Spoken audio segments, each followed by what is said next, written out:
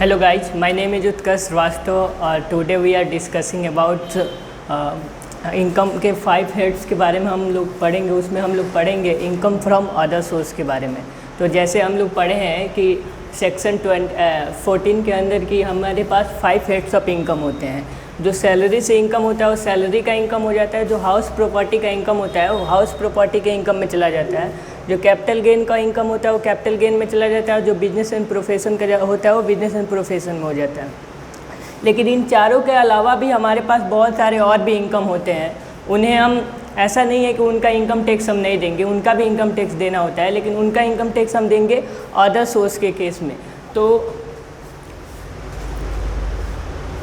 हमारे पास अगर हमारा जो इनकम है, मान लीजिए हमारे पास कोई सर्टेन इनकम है और वो इनकम ना ही सैलरी का इनकम हो रहा है, ना ही हाउस प्रॉपर्टी का इनकम हो रहा है, ना ही पीजीबीपी का हो रहा है, ना ही कैपिटल गेन का हो रहा है, तो वो हमारा जो इनकम है वो हमारा इनकम चला जाएगा अदर सोर्स के अंदर में। तो जो भी हम उस पर टैक्स देंगे या फिर जो भी उसके बारे में पढ़ेंगे क्या होता है कैसे होता है वो सारा कुछ हम पढ़ेंगे इनकम फ्रॉम अदर सोर्स के अंदर में। चलिए पढ़ते हैं कि इनकम फ्रॉम अदर सोर्स के अंदर में क्या क्या आते हैं।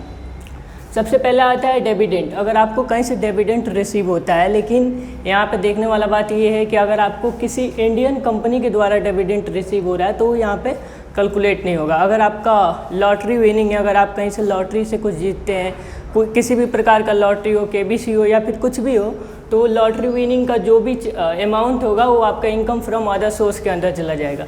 इंटरेस्ट ऑन सिक्योरिटी, अगर आपका कोई भी सिक्योरिटी पे इंटरेस्ट मिलता है तो वो भी आपके इनकम फ्रॉम अदर सोर्स के अंदर में चला जाएगा। उसके बाद बात करते हैं रेंटल इनकम के बारे में। तो रेंटल इनकम ऐसा समझिए कि अगर आपके पास कोई मशीन है और उस मशीन का आप यूज कर रहे हैं और आप भी यूज कर रहे हैं और जब वो मशीन खाली हो रही है तो किसी और को भी किराए पे दे दी, तो उस मशीन से जो उस समय इनकम होगा वो इनकम आपके अदर सोर्स में जाएगा। लेकिन अगर यहाँ पे ध्यान देना है कि आपका यही काम है कि आप मशीन को ही किराए पे दे के कमाते हैं, तो फिर ये आपका इनकम फ्रॉम अदर सोर्स में नहीं जाएगा, ये आपका बिजनेस और बिजनेस में चला जाएगा, क्योंकि आपका वही काम है, आप किराए से ही पैसा बना रहे हैं, इस वजह से वो आपका इनकम फ्रॉम बिजनेस में चला जाएगा। लेकिन अगर आपका वो काम नहीं है, आप ऐसे ही खाली था तो दे दिए, तो वो अदर सोर्स के अंदर चला जाएगा। उसके बाद है की मैन इंश्योरेंस पॉलिसी से अगर आपको कुछ रिसीव होता है, अगर आपका कोई की मैन इंश्योरेंस पॉलिसी है, उससे आपको कोई भी अमाउंट रिसीव हो रहा है, तो उस अमाउंट का जो भी है वो आपका इनकम फ्रॉम अदर सोर्स के अंदर चला जाएगा। स्टाफ वेलफेयर फंड के बारे में भी यही है कि एम्प्लॉय का अगर कंट्रीब्यूशन है उसके अंदर, तो भी आपका वो इनकम फ्रॉम अदर सोर्स के अंदर चला जाएगा। लेकिन ये भी अगर आपका बिजनेस है तो ये इसके अंदर टैक्सेबल नहीं होगा, वो बिजनेस एंड प्रोफेशन के अंदर जाकर टैक्सेबल हो जाएगा। उसके बाद है एडवांस मॉनेटरी फॉरफिटेड। तो ये है, तो ये अगर आप मान लीजिए कहीं आपको कोई होटल बुक करना है या फिर कोई आप हॉल बुक कर रहे हैं, तो मान लीजिए आपने हॉल बुक कर लिया, हॉल बुक करने गए तो उस हॉल का जो चार्ज था बुक करने का वो 1 लाख रुपए था, लेकिन हॉल का जो भी ऑनर था उसने कहा कि ठीक है आप हमको 10,000 रुपये एडवांस दे दीजिए हॉल बुक करने के लिए। तो आपने 10,000 रुपये उसे दे दिया एडवांस में। अब क्या हुआ, किसी कारण से आपने हॉल का यूज नहीं किया, हॉल को बुक किया था आपने, लेकिन जिस काम के लिए किया था वो काम नहीं हुआ, तो आप उसको 90,000 रुपये फिर देंगे नहीं। जब 90,000 रुपये आप उसे देंगे नहीं तो उसके पास 10,000 रुपये जो हॉल मालिक के पास इनकम हुआ उसका तो प्रोफेशन का इनकम, बिजनेस का इनकम हुआ नहीं, क्योंकि उसने आपको सर्विस तो दिया नहीं है।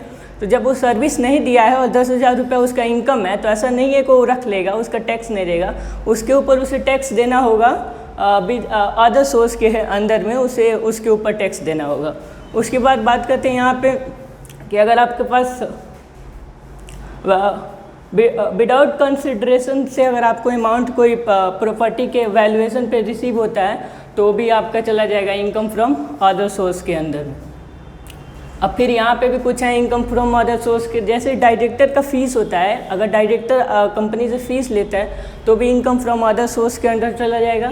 इनकम फ्रॉम सब लेटिंग, यहाँ पे सब लेटिंग में ये हो जाएगा कि मान लीजिए कि आपने, जैसे मैंने ये न्यू एरा का जो सेंटर है उसे किराए पे लिया है, तो मैं इसे किराए पे लेके सर को किराए पे दे दिया, तो सर से मैं अमाउंट लिया, मैंने जिसका है उससे 50,000 रुपये महीने पे लिया हूँ और सर को मैंने 60,000 रुपये महीने पे दे दी, तो मेरी जो ये इनकम हुई वो सब लेटिंग इनकम हो जाएगी और ये भी हमारा बिजनेस एंड प्रोफेशन के अंदर नहीं काउंट होगा, ये हमारा चला जाएगा इनकम फ्रॉम अदर सोर्स के अंदर में।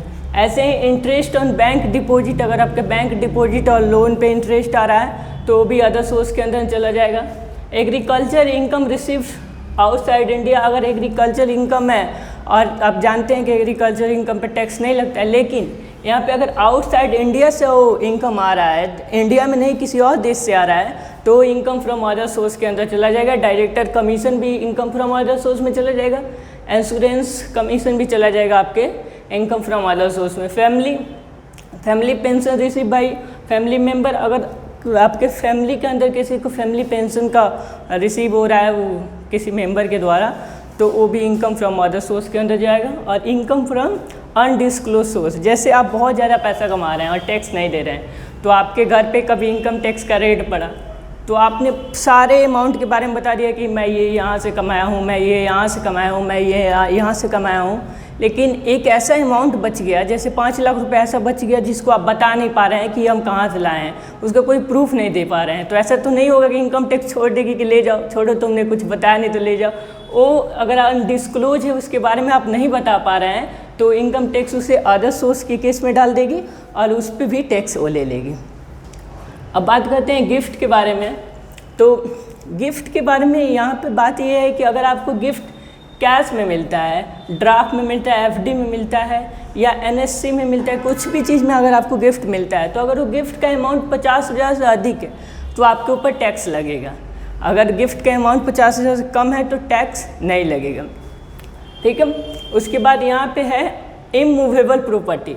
इसमें 2 केस हो जाता है। अगर आपने इस प्रॉपर्टी इस गिफ्ट को पाने के लिए कुछ पैसा कंसिडरेशन क्या कुछ पैसा आपका लगा है, तो उस पैसा का एक केस हो जाएगा। अगर उस गिफ्ट को पाने के लिए कोई आपका 1 भी रुपया नहीं लगा है तो उसका अलग केस हो जाएगा।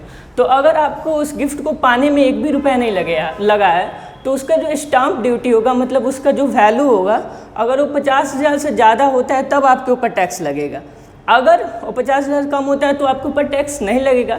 लेकिन अगर आपको उस गिफ्ट को पाने के लिए कुछ पैसा खर्च करना पड़ा है तो उस समय क्या होगा कि जो उस गिफ्ट का स्टाम्प ड्यूटी है वो आपको ले लेना है, और उसके बाद जो आपने उससे पाने के लिए खर्च किया है उसको उससे माइनस कर देंगे। तो जब उसको उससे माइनस करेंगे तो आपके पास अगर 50,000 से ज़्यादा होता है तो आपको टैक्स देना होगा। ऐसे ही मूवेबल प्रॉपर्टी के बारे में हो जाता है। इसमें भी 2 केस होता है। अगर मूवेबल प्रॉपर्टी को पाने के लिए आपको कुछ पैसे खर्च करना पड़ा है तो उसमें भी यहाँ पे 2 केस हो जाएंगे। अगर वहाँ उस समय देखेंगे वो उसका फेयर मार्केट रेट वैल्यू क्या है। अगर फेयर मार्केट वैल्यू उसका 50,000 से अधिक है तो फिर उसका वो इनकम कैलकुलेट हो जाएगा। लेकिन यहाँ पे फिर देखेंगे कि हम उस गिफ्ट को पाने के लिए कुछ खर्च किए हैं कि नहीं। तो अगर हम उस गिफ्ट को पाने के लिए कुछ खर्च किए हैं तो उस मूवेबल प्रॉपर्टी का फेयर मार्केट वैल्यू को ले लेंगे और उसके बाद जो खर्च किए हैं उसको ले लेंगे और उसको माइनस करेंगे, और जो अमाउंट आएगा, अगर वो अमाउंट 50,000 से ज़्यादा आता है तो आपको टैक्स देना पड़ेगा। तो यही था हमारा इनकम फ्रॉम अदर सोर्स।